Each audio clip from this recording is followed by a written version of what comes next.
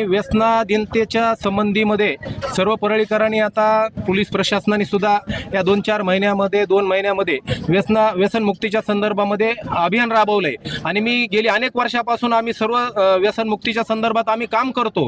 पण ह्या घटनेला व्यसन हेच खूप मोठी समस्या आहे आणि ही सर्वप्रथम बंद झाली पाहिजे। या ठिकाणी मी त्या चिमुरडीला न्याय तर 100% मिळाला पाहिजे। आरोपीला फाशी या ठिकाणी चौकात झाली पाहिजे। परंतु पोलीस प्रशासनाचं सुद्धा मी या ठिकाणी अभिनंदन करतो की अवघ्या त्यांनी 1-2-4 तासामध्ये आरोपीला अटक केलंय आणि पोलीस प्रशासन मग परळी बीड जिल्ह्याचं प्रशासन असेल किंवा रेल्वेचं पोलीस स्टेशन असेल या सर्वांचं अभिनंदन करतो। येणाऱ्या काळात सुद्धा त्यांनी ही सगळी गुन्हेगारी प्रवृत्ती मोडीत काढली पाहिजे आणि त्या चिमुकलीला या ठिकाणी न्याय मिळाला पाहिजे एवढंच परळीकरांच्या वतीनं मी या ठिकाणी मागणी करतोय।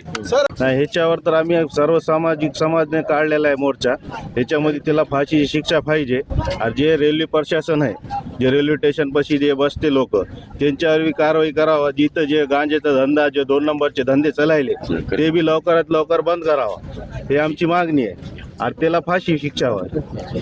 मला तर एकूण ह्या चौकशीवरून असं वाटत नाही इतक्या लवकर जर आरोपी पकडला जातो तर CCTV जे फुटेज हे त्यांच्याकडूनच मिळाले असतील, ते कोणाजवळ दुसऱ्याजवळ नसतील। त्यांना परळी शहर पोलिसांना परळी संभाजीनगर पोलिसांना तेच फुटेज दिले असतील, त्यामुळेच आरोपी लवकर धरला गेला असेल।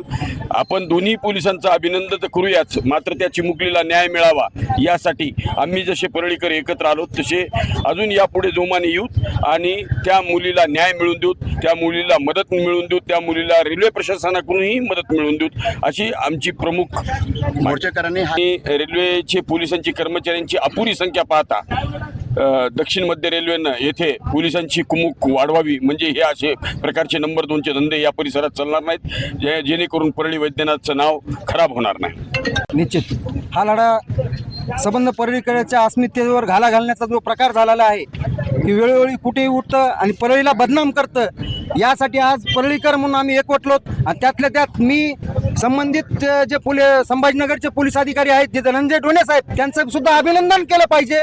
यांचा कोणी सुद्धा गौरव केला की त्यांनी दबंगिरी करत अवघ्या 3 तासात संबंधित आरोपीला तात्काळ अटक केली, त्याबद्दल मी पोलीस प्रशासनाचं सुद्धा अभिनंदन करतो।